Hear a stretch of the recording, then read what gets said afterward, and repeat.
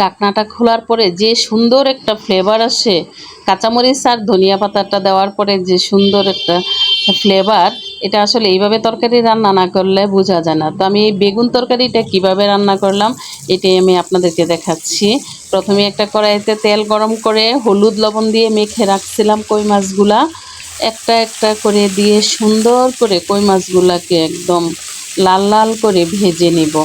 কই মাছগুলা ভালো ভাজি হইলে তরকারিটা খেতেও ভালো লাগবে। মাছ বাজারই তো সুন্দর, দেশি মাছ, কি সুন্দর একটা স্মেল। আসসালামু আলাইকুম, আশা করি সবাই ভালো আছেন। আলহামদুলিল্লাহ আমিও ভালো আছি। বেগুন মোটামুটি সবারই প্রিয় থাকে, যদিও ওইটা চুলকায় অনেকেরই, কিন্তু কিছু কিছু বেগুন চুলকায় না, একদমই চুলকায় না। তা আমি ওই মাছের তেলটার উপরেই আমি বেগুন দিয়ে দিলাম। এবার হলুদ লবণ দিয়ে খুব সুন্দর করে বেগুনগুলাকে আমি ভেজে নেব। একটা একটা বেগুন করে একদম বেগুনটার দুই পাশই সুন্দর করে ভাজা ভাজা হতে হবে। তো তাইলেই তরকারিটা মানে আমি রান্না করার যে টেস্টটা, ওই টেস্টটা পাওয়া যাবে। বেগুন যদি এক পিঠ ভাজি হয় আরেক পিঠ ভাজি না হয়, তাহলে কিন্তু তরকারিটা মজা লাগবে না খাইতে। আর এইভাবে বেগুন রান্না করলে আর কোনো কিচ্ছু লাগে না। দেখেন আমি কি সুন্দর একটা একটা করে বেগুন উল্টাপাল্টা করে ভেজে নিচ্ছি।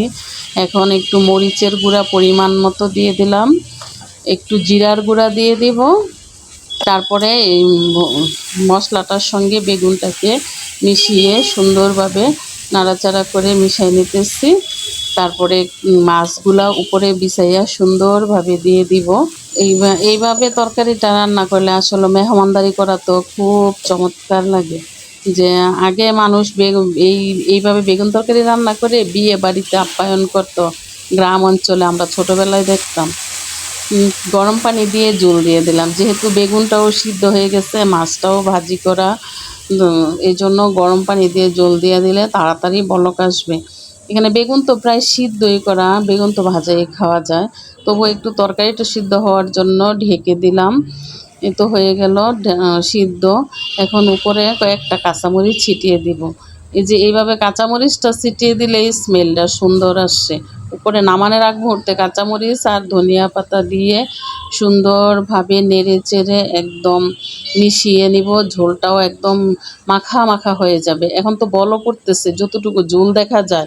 যখন তরকারিটা নামানোর পরে ঠান্ডা হয়ে যাবে, তখন এমন ঝোলও থাকবে না, একদম মাখা মাখা একটা ঝোল থাকবে।